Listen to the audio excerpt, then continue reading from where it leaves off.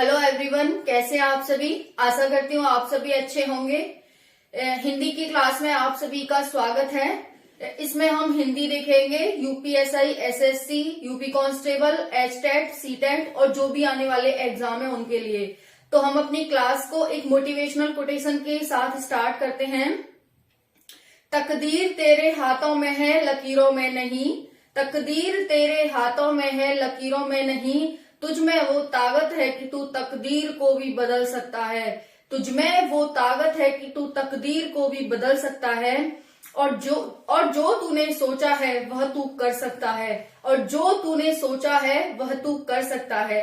सभी साथियों को मेरा जय हिंद, जय भारत। स्टार्ट करते हैं साथियों अपनी क्लास को। काफी इंपॉर्टेंट ये सेशन है आप सभी के लिए। आप सभी जानते हैं एसएससी जीडी के एडमिट कार्ड आ चुके हैं और 10 जनवरी से इसका एग्जाम है, 9-10 जनवरी से। तो आप सभी को इसके रिवीजन करने की, जैसे इसमें 4 सब्जेक्ट आते हैं, हिंदी या इंग्लिश ऑप्शनल होता है, मैथ आता है, रीजनिंग आती है और जीके जीएस आती है। ठीक है, तो उसी में हमारा ये हिंदी की क्लास है। ये हिंदी की क्लास आप सभी को 90x4 यानी कि 360, 90x4 degree equal to 360 degree की आपको क्लास होने वाली है। इसमें हम बहुत ही अच्छे से, बहुत ही डेफिनेशन के साथ और बहुत ही आसान तरीके से इस क्लास को देखना है आप सभी को। ठीक है, हम इसमें बहुत ही इजी वे में आप सभी को पढ़ाएंगे और आप सभी को बताएंगे। तो अपनी क्लास को स्टार्ट करते हैं।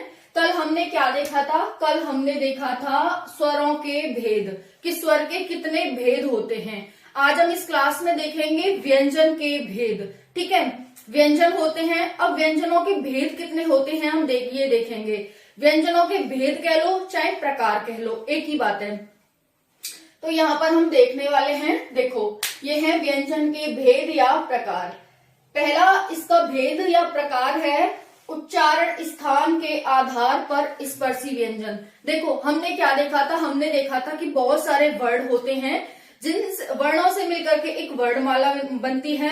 वर्ड कितने होते हैं? 52 वर्ड होते हैं, 52 या 54, है ना, ऐसे होते हैं। जब हम छोटी अंक बड़ी अंक को नहीं लगाते तो 52 होते हैं, जब उनको काउंट करते हैं तो 54 होते हैं। ठीक है, उसमें 10 या 11 स्वर होते हैं, बाकी 41 व्यंजन होते हैं और 2 अयोगवा होते हैं, छोटी अंग और बड़ी अंग। अभी तक हमको सिर्फ ये पता था कि छोटा आ बड़ा होते हैं। ठीक है, ये जानते थे। लेकिन जब हम कंपटीशन की तैयारी करने पर आए तो हमें पता चला कि स्वरों के भी भेद होते हैं, व्यंजनों के भी भेद होते हैं।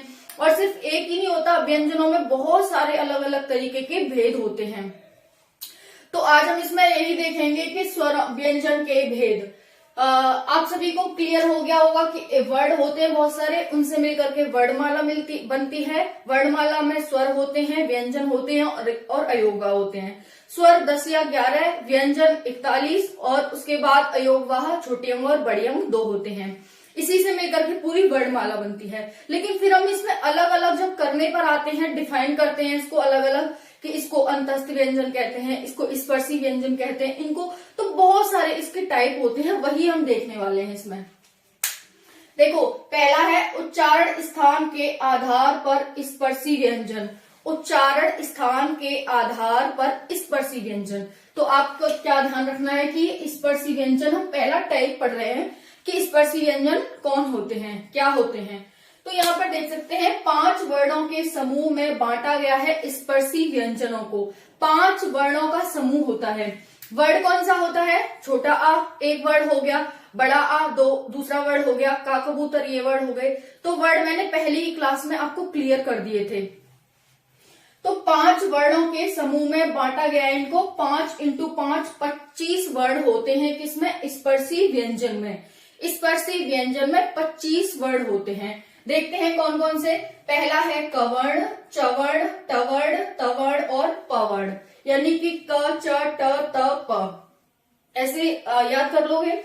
सिंपल आपको क्या करना है, जब भी आप इससे नोट बनाओगे, एक तरह का नोट जैसा ही है, आपको ज्यादा माइंड भी नहीं लगाना, बस इसको अपनी कॉपी में नोट करते रहना है। ठीक है, डेली आप क्लास देखोगे और इसे नोट करोगे बस। और ऐसे ही जब आप एग्जाम टाइम में इसे याद करोगे ना तो मुश्किल से 15 या 20 मिनट का में देखोगे और आपको पूरी हिंदी रिवाइज हो जाएगी।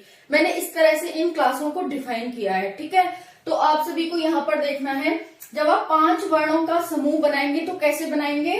का कबूतर, खा खरगोश, गा गैया, घा घड़ी, आंगन, चा चम्मच, छा छतरी, जा जलेबी, झा झंडा, या खाली, टा टमाटर, ठा ठटेरा, डाडलिया, ढाढ़कन, 3 पड़ा, ता तकली, थाथन, दादवा, धाधुनुस, नानल, पापतिंग, फाफल, बावकड़ी, भावट्टी, मावची। ठीक है, हमने 5 ऐसे लिख लिए और 5 ऐसे लिख लिए। 5 इंटू 5 25 हमारे पास वर्ड हो गए। 5, 10, 15, 20, 25 वर्ड हो गए। अब इसका पहला वर्ण क्या था? का, तो हमने लिख दिया ये क वर्ड है। इसका पहला वर्ण क्या था? च, तो हमने लिख दिया च वर्ड के च वर्ड का ग्रुप है। फिर हमने लिख दिया ट, फिर हमने कहा ये ट वर्ड का ग्रुप है। फिर हमने लिखा त, तो हमने यहाँ पे लिखा ये त वर्ड का ग्रुप है। फिर प, इस तरह से। अब यहाँ पर ये कंठ, तालु, मूर्धा, दांत, ओष्ठ क्या है ना? अब ये आपके माइंड में आएगा कि फिर ये क्या है? कंठ, तालु, मूर्धा, दांत, ओष्ठ। तो देखो, जब हम का कबूतर बोलते हैं, खा खरगोश बोलते हैं, गा गैया, घा घड़ी, आंगन बोलते हैं, तो इनका उच्चारण कैसे होता है? मैंने आपको पहले ही बताया, उच्चारण के आधार पर स्पर्शी व्यंजन। स्पर्श का मतलब किस किस से स्पर्श होंगे? सब कुछ हम मुंह से ही बोलते हैं। जो भी भाषा, जो भी लैंग्वेज, जो भी शब्द, जो भी वर्ड हम बोलते हैं, मुंह से ही बोलते हैं। तो अलग अलग स्पर्श होता है। तो स्पर्श के आधार पर हमने ये 25 वर्ड लिए हैं और इसमें हम अलग अलग कैटेगरी में डिवाइड करके देखेंगे कि कौन सा कंठ के आधार पर वर्णों का ग्रुप है, कौन सा तालु के आधार पर है, कौन सा मूर्धा के आधार पर है। इस तरह से हम देखेंगे। तो मैंने यहीं पर बताया आपको कि जो पहला है वो हमारा कंठ वर्ण है, फिर है यहाँ पर तालु वर्ण, फिर है मूर्धा वर्ण है ये सारे, फिर दांत वर्ण है, फिर ओठ वर्ण है। कंठ का मतलब आप क बोलो, क बोलोगे तो कैसा लगेगा? क, जैसे हमारे यहां से आवाज आ रही है कंठ से, है ना? क, ख, ग, घ, अ, ये ठीक है। तो आपको जीभ का बिल्कुल भी प्रयोग नहीं हुआ, आपका ना दांतों का हुआ, सिर्फ यहाँ कंठ से आवाज आई। क, ख, ग, घ, य, है ना? इतना क्लियर हो गया होगा कि कंठ का मतलब क्या है। ऐसे वर्ड जिनका उच्चारण कंठ से होता है उन्हीं को हम कंठ वर्ड कहते हैं। ऐसे वर्ड जिनका उच्चारण कंठ से होता है उनको हम कंठ वर्ड कहते हैं। फिर आता है चवड़। चवड़ को हम तालु ग्रुप कहते हैं, तालु वर्ण कहते हैं। तो तालु में देखेंगे, तालु का मतलब जीभ, जो हमारा तलवा है ना? तो यहाँ पर देखेंगे च, हमारी जीभ है वो तलुए को छुएगी। तलुए का मतलब जो हमारे ऊपर होता है ना, जीभ के ऊपर वाला हिस्सा, उसको छूती है जीभ। च, छ, ज, झ, य, च, छ, ज, झ, य। बोल के देखो, जीभ और जीभ ऊपर टच होगी हमारी तालु पर, तो इन्हीं को हम कहते हैं तालु वर्ण। चा चम्मच, छा छतरी, जा जलेबी, झा झंडा, या खाली। ठीक है। अब नेक्स्ट है हमारा ट वर्ड, जिसे हम मूर्धा ग्रुप कहते हैं। ट वर्ड को मूर्धा ग्रुप कहते हैं। तो यहाँ पर देखेंगे ट, ठ, ड, ढ, य। अब मूर्धा का मतलब क्या है? ट, यानी कि जीभ है वो अभी तो ऊपर टच हो रही थी, अब ऊपर जाकर के पीछे वाले हिस्से से टच होगी मूर्धा से। ट, ठ मतलब जीभ एकदम ऐसे हो जाएगी, जैसे हमारी ये जीभ है ऐसे, जब हम ऊपर उठेगी और ऊपर उठ के ऐसे हो जाएगी इस तरह से, है ना? तो आप देखेंगे तो हमारी वो कहाँ लगेगी? मूर्धा से लगेगी। ट, ठ, ड, ढ, य। इतना आप सभी को क्लियर हो गया होगा। देखो ये हमारी क्या है? जीभ है। जीभ को जब हम उठाते हैं तो ऊपर उठती है, लेकिन जीभ क्या है? अपने वर्णों के अकॉर्डिंग घूमती भी है, घूमती है, मुड़ती है, सीधी होती है, टेढ़ी होती है, ऐसे होती है। तो जब हम इस जीभ को उठाते हैं ना, तो अभी तक तो यहाँ लग रही थी, कहाँ पर? तालु में ऊपर लग रही थी। अब ये थोड़ा सा घूम के टर्न होके पीछे वाले हिस्से से लगेगी तालु पे।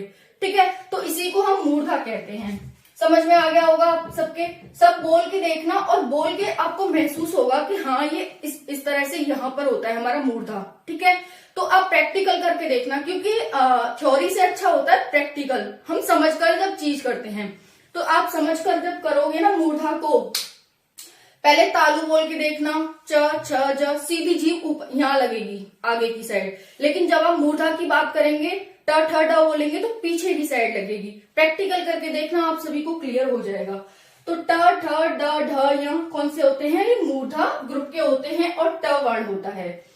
फिर आता है तवर्ण, तवर्ण मतलब दांत, ये दांत का उपयोग होता है इसमें, जैसे तातकली, तातकली, हमारी जीभ और दांत दोनों का मिक्सर हो रहा है इसमें, हमारी जीभ दांतों से टच हो रही है, ठीक है, मूर्धा पे नहीं जाएगी, ऊपर नहीं जा रही, सिर्फ दांतों से टच हो रही है हमारी जीभ, तो इसी को हम दांत वर्ण कहते हैं। तातकली, था थन दादवा धाधनुष नानल, ठीक है, तो आप बोलेंगे त थ द ध न, त थ द ध न, तो ये हमारा कौन सा हो जाएगा, तवर्ण हो जाएगा, जिसे हम दांत समूह कहते हैं। ओके, फिर होता है हमारा ओष्ठ, पवर्ण, जिसे हम ओष्ठ ग्रुप कहते हैं, पवर्ण को हम ओष्ठ ग्रुप कहते हैं। तो ओष्ठ का मतलब क्या हो गया, ओष्ठ मतलब होठ, है ना, ओष्ठ मतलब होठ। अब इस ग्रुप में सिर्फ होठों का यूज होगा, सिर्फ होठों का, जीव ना हमारी दांतों से टच होगी ना, जीव हमारे होठों से टच होगी, जो भी हम इस वर्ड को बोलेंगे जब, तो सिर्फ हमारे जो हमारे होठ हैं वही आपस में टकराएंगे। देखो, पापतिंग, पापतिंग, फाफल, बाबकड़ी, भाबट्टी, मामच्छी, तो सिर्फ हमारे होठों का यूज हो रहा है। हालांकि जीभ तो चलेगी, बिना जीभ के बोले तो कुछ पॉसिबल ही नहीं है, बट जीभ हमारी टच नहीं होगी। हमारा सबसे ज्यादा फोकस कहाँ होगा, होठों पर। इतना आप सभी को क्लियर हो गया होगा। तो इसीलिए इस ग्रुप को क्या कहते हैं, हम होठ वर्ण कहते हैं, यानी कि ओष्ठ ग्रुप कहते हैं। ओके, तो यहाँ पर इस तरह से कवर्ण, चवर्ण, तवर्ण, तवर्ण और पवर्ण, कंठ, तालु, मूर्धा, दांत, ओष्ठ। अब इसको याद कैसे करें, आप सभी ऐसे लिख लोगे, 5-5 का ग्रुप बना लोगे एग्जाम में भी, ठीक है, ऐसे बना लोगे आप। हालांकि एग्जाम में आपको इतना टाइम नहीं देना कि क ख ग घ इस तरह से लिखो। अगर देखो डिवीजन करोगे तो एग्जाम में अच्छे से टिक लगा पाओगे। तो आप सभी को ऐसे लिखना है अपनी कॉपी में। उसके बाद क्या करना है आपको कि क वर्ड लिख लिया, च के आगे चवर्ण लिख लिया, ट के आगे टवर्ण लिख लिया, त के आगे तवर्ण लिख लिया, प के आगे पवर्ण लिख लिया। उसके बाद आपको करना है, ये कंठ है, यानी कि पहला हमें क्या लिखना है, कंठ, के लिखना है। टी मतलब तालु से टी बनाना है, एम से मूर्धा से एम बनाना है, दांत से हमें क्या बनाना है, टी बनाना है, डी बना लो, डी, ठीक है। दांत से क्या बनाएंगे हम, डी बनाएंगे, और ओष्ठ से क्या बनाएंगे, ओट, है ना। तो KTM 2, KTM एक गाड़ी भी का नाम भी है ना KTM, तो वही आप मांगेंगे कि हमें KTM 2। तो आप इस तरह से इसे ट्रिक से याद कर सकते हैं, बहुत ही इजी है। तो जब भी आपको एग्जामिनर पूछता है ना कि जो ट वर्ड है हमारा वो किस ग्रुप से आता है, क्या वो मूर्धा है, क्या वो तालु है, क्या वो कंठ है, तो आप कहेंगे KTM 2। कैसे, कवर्ण, क ख ग घ, फिर आता है हमारे पास तालु वर्ण, तालु में क्या आता है, च छ ज झ, फिर आता है टवर्ण, ट मतलब KTM, एम मतलब चवर्ण, एम मतलब टवर्ण।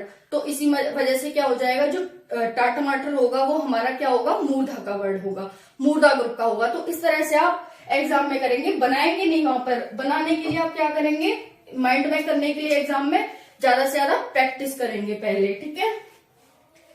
तो आप सभी को ये इतना क्लियर हो गया होगा। बहुत ही मेहनत करी है मैंने इस तरह से आपको समझाने में और इस तरह से ये टेबल बनाने में। ओके, तो अब देखो यहाँ पर, अब एग्जामिनर ये तो आपको ठीक है 5x5 हो गए स्पर्श व्यंजन। अब स्पर्श व्यंजनों में कुछ और भी आते हैं। कौन सा आता है, नीचे से ह आ जाता है। सभी व्यंजन स्पर्श व्यंजन नहीं कहलाते, लेकिन जो नीचे हमारा ह आएगा जब हम आगे बढ़ेंगे तो ह आएगा, हल्का ह, वो भी एक स्पर्श व्यंजन होता है। और वो किस ग्रुप में आता है, वो क वर्ड में आता है, यानी कि कंठ से उसकी आवाज निकलती है।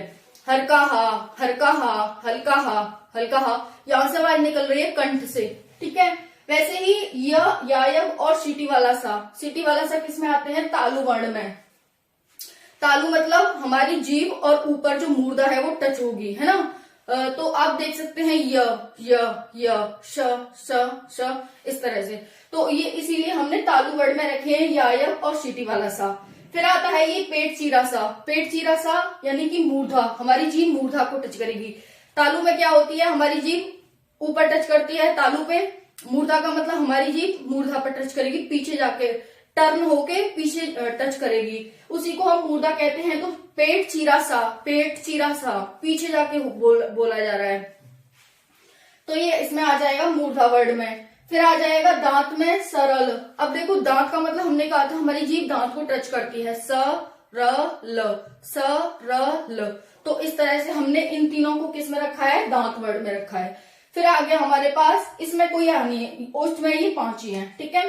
अब देखो हल्का हा है, उसे हम काकल्य वर्ड भी कहते हैं। हल्के हा को हम एक और किस नाम से जाना जाता है, तो इसको हम काकल्य वर्ड भी कहते हैं। तो आप सभी को ध्यान रखना है कि जो हल्का हा है वो एक स्पर्श व्यंजन भी है और क्या है, काकल्य वर्ड भी है। फिर आता है यश, यहाँ पर ही आ जाएगा यश और श। फिर आता है सवाल वाला सा, रारत और लालड्डू। इनको हम वर्ष व्यंजन भी कहते हैं, वर्ष व्यंजन, ठीक है। तो ये स्पर्श व्यंजन भी है, उसके साथ साथ ये वर्ष व्यंजन भी है। तो कई बार आपसे पूछा जाता है कि निम्नलिखित में से कौन सा स्पर्श वर्ष व्यंजन है। स्पर्श भी दे दिया और वर्ष भी दे दिया, दोनों वर्ड दे देगा। तो आपको ध्यान रखना है कि जो सरल है वो स्पर्श व्यंजन भी है और वर्ष व्यंजन भी है। वैसे ही आपसे पूछ लेगा निम्नलिखित में से कौन सा काकल्य व्यंजन है, ठीक है।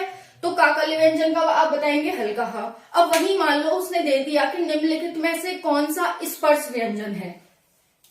स्पर्श व्यंजन में आपको दे दिया यहाँ पर ज्ञाज्ञानी, फिर दे दिया त्रय, फिर आपको दे दिया यायग, ठीक है। और फिर आपको दे दिया यहाँ पर स्पर्श व्यंजन में स। काकल्य व्यंजन पूछा है ना, निम्नलिखित में से कौन सा काकल्य व्यंजन है, ठीक है। तो आपको यहाँ पर दे देगा हल्का हा। क्या देगा यहाँ पर, हल्का हा। तो ये 4 ऑप्शन दे दिए। अब इसमें से पूछ रहा है निम्नलिखित में से कौन सा स्पर्श व्यंजन है। तो स्पर्श व्यंजन में क्या ज्ञाज्ञानी है स्पर्श व्यंजन, नहीं। त्रय है स्पर्श व्यंजन, नहीं है। यह है स्पर्श व्यंजन, नहीं है। यह कहीं दिखाई दे रहा है, हाँ यह है स्पर्श व्यंजन। तो हम इसे यहां से हटा देते हैं, हम कुछ और लिख लेते हैं। यहाँ पर हम यहाँ पर लिख लेते हैं सीटी सा भी है, पीठ चीरा सा भी है, सवाल वाला सा भी है, 6 लिख लेते हैं, ठीक है। ये हमारे पास 4 वो हो गए। अब इसमें से पूछा है निम्नलिखित में से कौन सा स्पर्श व्यंजन है। तो आपको क्या बताना है, हल्का हा स्पर्श व्यंजन भी है और काकल्य वर्ण भी है, स्पर्श वर्ड भी है और काकल्य वर्ड भी है।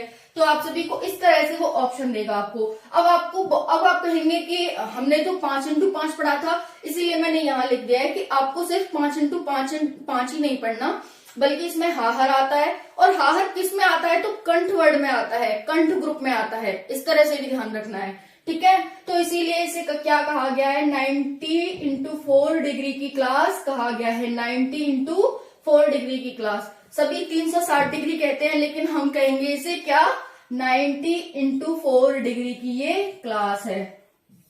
बाकी आप समझदार हैं, ठीक है। तो ठीक है, अब हम नेक्स्ट देखते हैं अंतस्थ व्यंजन। तो हमारा ये पहला जो टाइप था वो हो गया है स्पर्श व्यंजन का। आप सभी को अच्छे से मैंने क्लियर कर दिया है और आई होप आप सभी को अच्छे से समझ भी आ गया होगा। अगर कोई भी डाउट रहता है तो आप मुझसे पूछ सकते हैं कमेंट सेक्शन में, ठीक है। ठीक है, अब हम नेक्स्ट देखते हैं अंतस्थ व्यंजन। ये क्या है, दूसरा टाइप है अंतस्थ व्यंजन का। तो अंतस्थ व्यंजन चार होते हैं। अंतस्थ व्यंजन कौन से हैं, य, र, ल, व। अब देखो स, र, ल, यहाँ पर ये 2 वर्ड आए थे, र, ल और र, ल यहाँ पर भी आ गए। तो आपसे ऐसे ही पूछा जा सकता है कि निम्नलिखित में से कौन सा अंतस्थ व्यंजन है ना।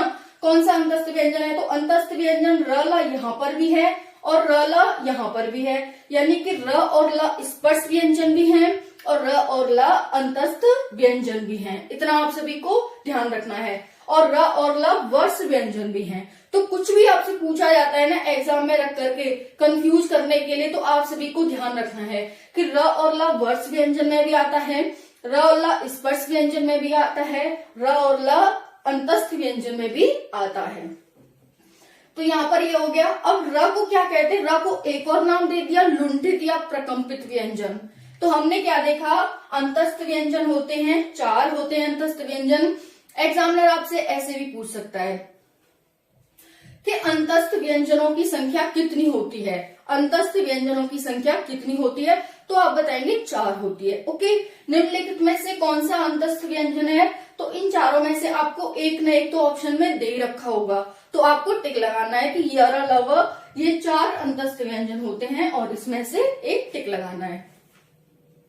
ठीक है, हमने देख लिया र, ल स्पर्श व्यंजन भी है, वर्ष व्यंजन भी है, अंतस्थ व्यंजन भी है, और र को हम अलग तरीके से लुंठित व्यंजन या फिर प्रकंपित व्यंजन भी कहते हैं। तो र के कितने नाम हो गए आप सभी को, अगर मैं यहाँ पर गिनाऊं, र के नाम स्पर्श व्यंजन, वर्ष व्यंजन, अंतस्थ व्यंजन और लुंठित और प्रकंपित व्यंजन, 4 जगह में आता है। इसे 4 तरह से बांटा गया है र को, ठीक है। वैसे ही हम ल की बात करते हैं तो ल को पार्श्विक व्यंजन भी कहते हैं, ल को पार्श्विक व्यंजन भी कहते हैं। अब मैं आपको बात करूं यहाँ पर कि ल हमारा स्पर्श व्यंजन भी हो गया, ल हमारा वर्ष व्यंजन भी हो गया, ल हमारा अंतस्थ व्यंजन भी हो गया, वैसे ही ल हमारा पार्श्विक व्यंजन भी हो गया। पार्श्विक व्यंजन क्या होता है, वायु जीव के बगल से निकल जाती है, वायु जीव के बगल से निकल जाती है। अब कैसे, जैसे हम बोलेंगे ना ल ल ल, तो हमारी जीभ जो मैंने बताया था ना मूर्धा होती है और हमारा तालु होता है, उससे टच होती है और हवा है वो बगल से निकल जाती है ल बोलने में, ठीक है। तो इस तरह से आपको ध्यान रखना है कि पार्श्विक व्यंजन वे होते हैं जिनके उच्चारण में वायु जीभ के बगल से निकल जाती है, ओके। तो यहाँ पर लुंठित और प्रकंपित व्यंजन र होता है, पार्श्विक व्यंजन ल होता है। इतना आप सभी को क्लियर हो गया होगा। सेकंड हो गया हमारा अंतस्थ व्यंजन, ये सबसे बाद में आएगा, वहां जगह नहीं थी इसलिए मैंने लिख दिया। अब हम तीसरा व्यंजन देखते हैं, तीसरा कौन सा व्यंजन होता है। तो तीसरा व्यंजन देखते हैं यहाँ पर,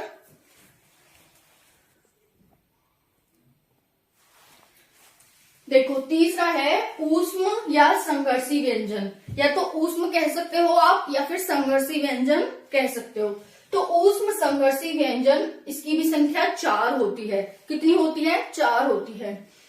सीटी वाला सा, पेट चीरा सा, सवाल वाला सा और हल्का हा।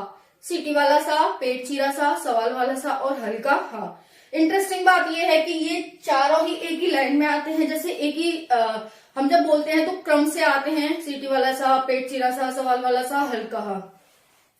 तो आपको ध्यान रखने में, याद रखने में आसानी होगी कि ऊष्म या संघर्षी व्यंजन कौन से होते हैं, सीटी वाला सा, पेट चीरा सा, सवाल वाला सा और हल्का हा। अब हल्के हा को देखो, यहाँ पर हमने क्या देखा था, काकल्य वर्ण। तो आप सभी को ऐसे ध्यान रखना है कि हल्का हा ऊष्म संघर्षी व्यंजन भी है और यहाँ पर काकल्य वर्ण भी है और ये स्पर्श व्यंजन में भी आता है। एग्जामिनर आपसे किसी भी रूप में पूछ सकता है, निम्नलिखित में से कौन सा स्पर्श व्यंजन है, तो उसमें हल्का हा होगा, ठीक है। और बाकी छत्रज्ञ हो गए जैसे मैंने बताया, तो आपके हल्के हा पे टिक लगाना है कि ये हल्का हा है, वो एक स्पर्श व्यंजन है, ठीक है। वैसे ही आपको ये सीटी वाला सा दे दे, अब आप सीटी वाला सा वहां पर भी पढ़ रहे हैं कि ये ऊष्म संघर्षी व्यंजन है, लेकिन आपको संघर्षी व्यंजन स्पर्शी व्यंजन में देकर पूछ लिया जाए तो आप तो सोचेंगे कि ये तो ऊष्म संघर्षी है, फिर स्पर्श व्यंजन तो नहीं हुआ, क्योंकि हम पढ़ रहे हैं। तो इस वजह से आपको ध्यान रखना है कि ये स्पर्शी व्यंजन भी है सीटी वाला सा और यहाँ पर ऊष्म संघर्षी व्यंजन भी है, ठीक है। कोई डाउट नहीं है आपको। तो ऊष्म संघर्षी व्यंजन कौन से होते हैं, जब मुख से गर्म हवा निकलती है, सीटी वाला सा, पेट चीरा सा, सवाल वाला सा, हल्का हा। जब हम ये बोलते हैं तो मुंह से गर्म हवा निकलती है, ठीक है। तो इन्हीं को हम क्या कहते हैं, ऊष्म संघर्षी व्यंजन कहते हैं। फोर्थ है हमारा संयुक्त व्यंजन। संयुक्त व्यंजनों की संख्या भी 4 होती है, अंतस्थ व्यंजनों की संख्या भी 4 हो गई, ऊष्म संघर्षी व्यंजनों की संख्या भी 4 हो गई और ये हमारे संयुक्त व्यंजन है, इनकी भी संख्या 4 हो गई, ठीक है। तो यहाँ पर देखने हैं, ये 2 व्यंजनों के मेल से बनते हैं, उन्हीं को हम संयुक्त व्यंजन कहते हैं। अब देखो संयुक्त से पता चल रहा है कि ये किसी न किसी से संयुक्त होकर के बना हुआ है, उन्हीं को तो हम संयुक्त व्यंजन कहेंगे ना। तो इसीलिए आपको ये ध्यान रखना है कि संयुक्त का मतलब 2 से मिलकर के बने हुए हैं। 2 किससे, 2 व्यंजनों से। तो यहाँ पर 2 व्यंजनों के मेल से बने होते हैं, 4 होते हैं, कौन से, छ, त्र, ज्ञ, श्र। छ, त्र, ज्ञ, श्र, ये 4 व्यंजन है, ठीक है।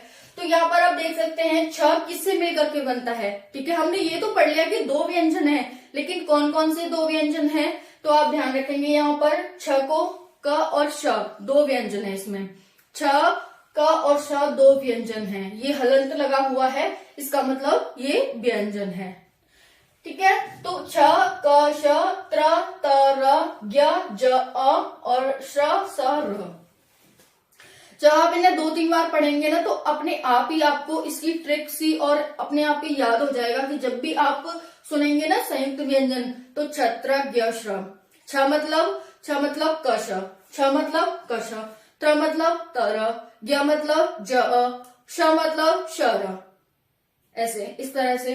तो यहाँ पर छ, कश, त्र, तर, ज्ञ, ज, श, शर।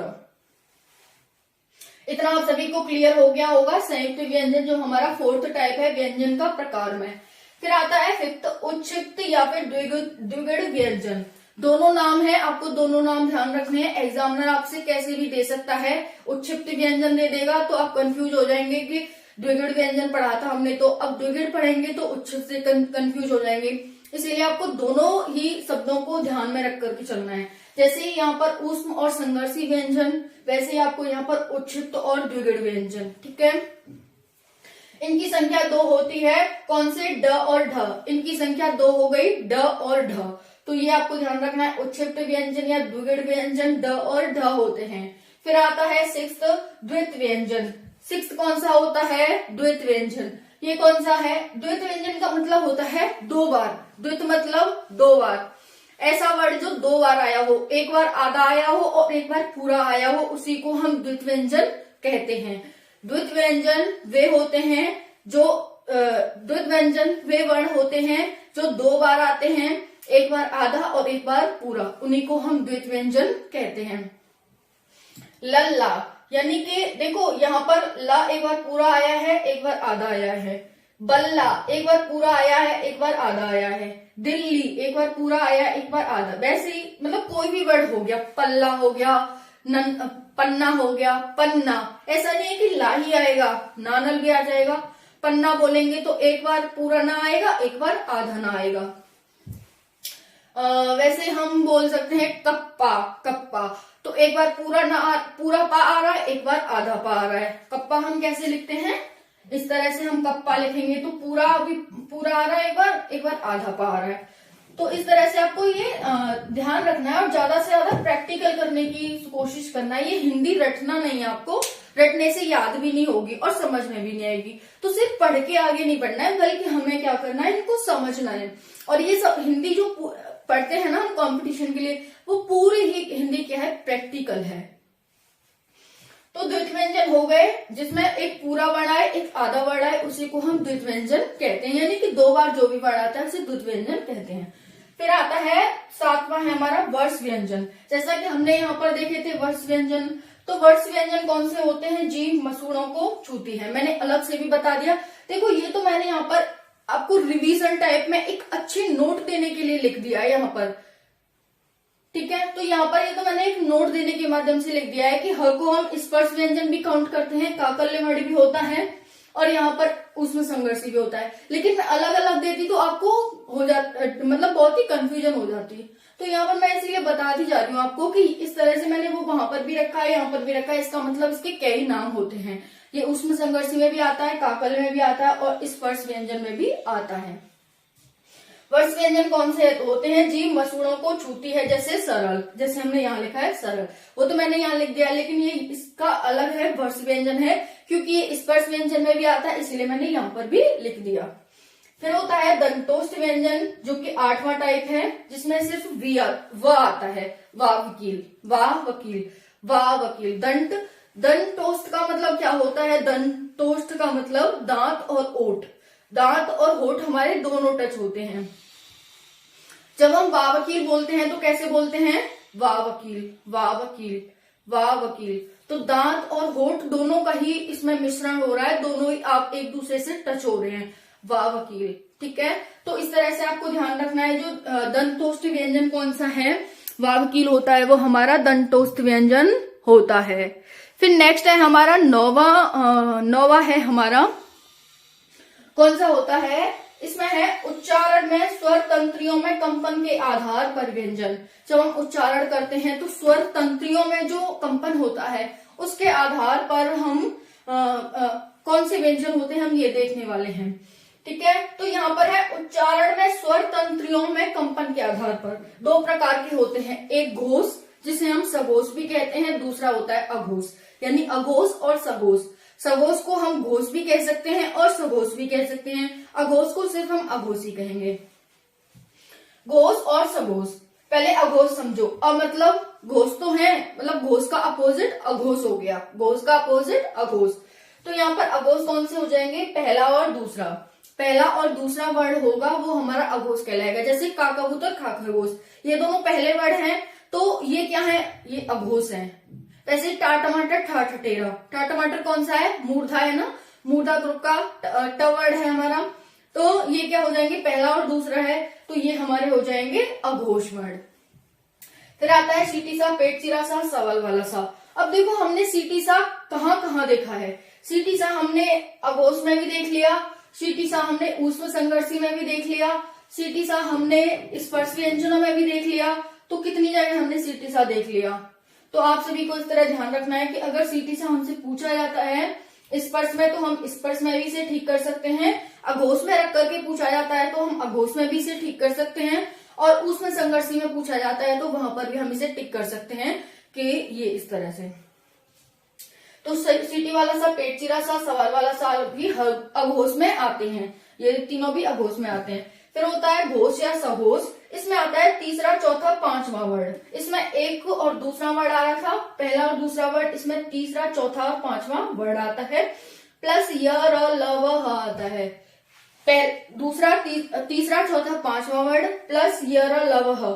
अब देखो हमने काकल्य वर्ड भी देखा, स्पर्श व्यंजन भी देखा, ऊष्म संघर्षी व्यंजन भी देखा, और यहाँ पर हमने सघोष भी देख लिया इसे। तो कितनी जगह आया है। तो जहां जहां आपसे पूछा जाएगा ना क्या जो हल्का हा है वो सघोष है, तो आप करेंगे यस।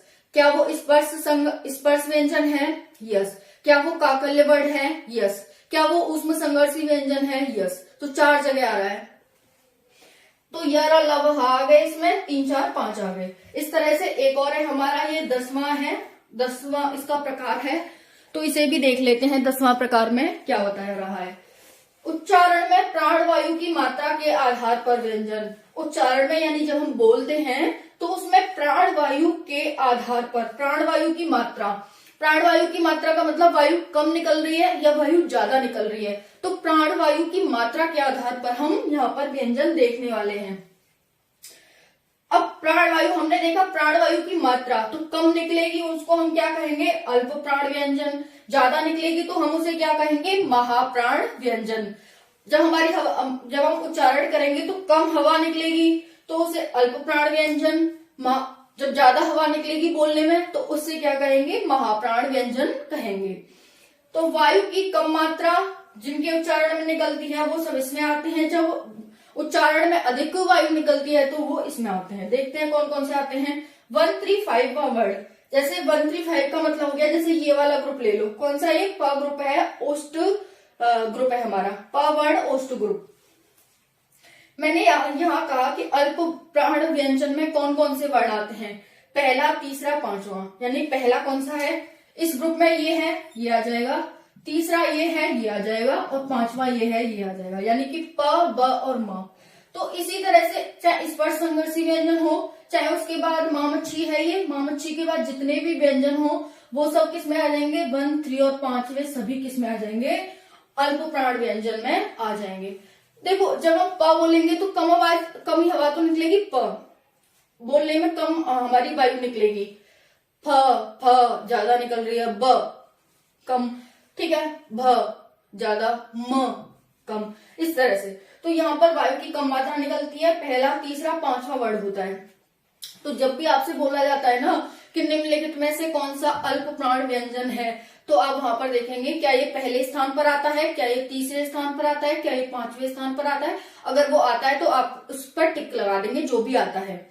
फिर आ जाएगा अंतस्थ व्यंजन, इसमें अंतस्थ व्यंजन भी आते हैं, जैसे य र ल व।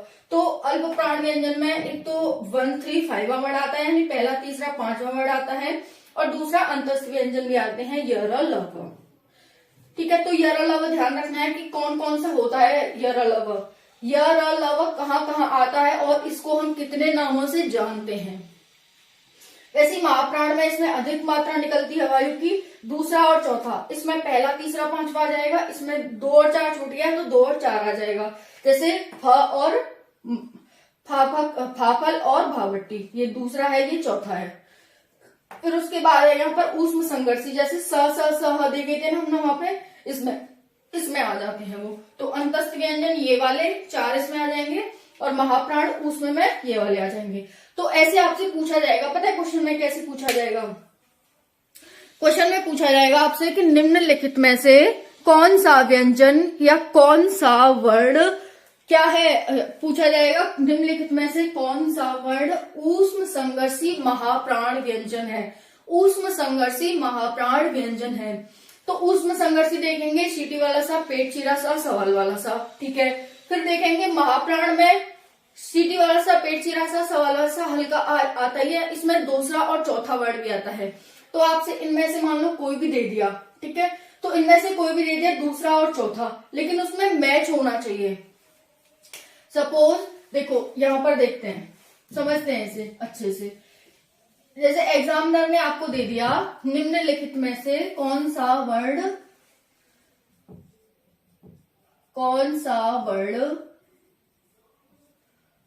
ऊष्म संघर्षी महाप्राण है, ऐसे दे दिया। अब उसने आपको दिया सीटी वाला सा, फिर दिया पेट चीरा सा, फिर दिया सवाल वाला सा, और फिर आपको दे दिया यहां पर जैसे ऐसे देगा, मैं बताती हूं आपको। Option A, option B, option C, option D. इसमें रख देगा सीटी वाला सा और खाखरगोश। फिर रख देगा यहां पर गागैया, घागड़ी।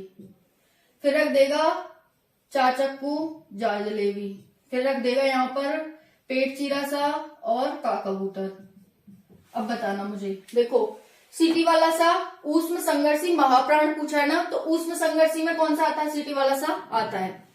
अब महाप्राण पूछा है तो महाप्राण कौन सा होता है? दूसरा और चौथा वर्ड होता है, दूसरा और चौथा। तो खाखरगोश दूसरे पे आ रहा है ना, खाखरगोश दूसरे पे आ रहा है, तो ये क्या हो जाएगा? हाँ, ये सेटिस्फाई कर रहा है। ये वाला हमारा ऊष्म संघर्षी हो गया और ये वाला हमारा महाप्राण हो गया, ठीक है। अब इसे देखते हैं गागैया, घागड़ी। तो गागैया तो तीसरे नंबर पर आता है, काकबूतर, खाखरगोश, गागैया। घागड़ी चौथे नंबर पर आता है, लेकिन ये दोनों तो सेटिस्फाई नहीं कर रहे। चलो ये तो कर रहा है महाप्राण का, लेकिन ये तो नहीं कर रहा, हमारा ये रॉन्ग हो जाता है। फिर आता है चाचम्मच और जाजलेबी। चाचम्मच कौन सा है, कौन सा वर्ड है? यहाँ देख सकते हैं चाचम्मच। तो चाचम्मच हमारा पहला वर्ड है, लेकिन महाप्राण पूछा है। तो न तो ऊष्म संघर्षी में आता है और न महाप्राण में आता है, तो ये वैसे ही गलत हो गया। फिर आता है हमारा डीवा ऑप्शन, यहाँ पर पेट चीरा सा। चलो पेट चीरा सा ऊष्म संघर्षी में आता है, लेकिन क्या क आता है? क तो पहले नंबर पर आता है। महाप्राण तो कहता है कि दूसरे नंबर का वर्ड आना चाहिए, तो ये भी गलत हो गया। तो आप सभी को पता चल गया कि ये जो हमारा ए ऑप्शन है ये सही है, ऊष्म संघर्षी महाप्राण व्यंजन। तो दो वर्णों को, वो दो शब्दों को मिलाकर भी पूछेगा। ऊष्म संघर्षी अल्प प्राण पूछ लेगा, ऊष्म संघर्षी अंतस्थ व्यंजन पूछ लेगा। तो आपको ऊष्म संघर्षी में कौन सा आना है वो देखना है, प्लस अंतस्थ कौन सा है, यर, लव, इनमें से कोई आ रहा है तो फिर आपको उस पर टिक लगाना है। बहुत ही इंपॉर्टेंट तरीके से मैं आपको समझा रही हूँ। मैंने बहुत ही इसकी प्रैक्टिस किया और उसी के आधार पर मैं आपको बता रही हूँ कि इस तरह से आपको तैयारी करनी चाहिए, मतलब ठीक है। तो आप सभी को देख सकते हैं यहाँ पर, और कोई भी डाउट रहता है तो आप पूछ सकते हैं मुझसे, ठीक है। कमेंट सेशन में कोई भी क्वेरी है, टेलीग्राम चैनल ज्वाइन कर सकते हैं, वहां पर पूछ सकते हैं। तो हमारे यहाँ पर हो गए 5 वर्ड। यहाँ से ये और लिख लो, क से म तक 25 वर्ड हो जाएंगे। बाकी ये एक्स्ट्रा हैं जो वो भी आपको याद करने हैं। तो इस तरह से साथियों ये क्लास थी, कैसी लगी आप सभी को कमेंट सेशन में जरूर बताना। आई होप आप सभी ने बहुत ज्यादा एंजॉय किया होगा। हमने प्रैक्टिकल सारी चीजें करके देखी, बहुत ही एंजॉय किया होगा। आपको हिंदी को बिल्कुल भी नहीं रटना, बल्कि आपको समझना है और सोचना है। ओके, तो जय हिंद, जय भारत। फिर मिलते हैं नई क्लास में, करंट अफेयर के बाद इसकी क्लास आएगी, ठीक है। तो आप सभी को वो भी ज्वाइन करनी है।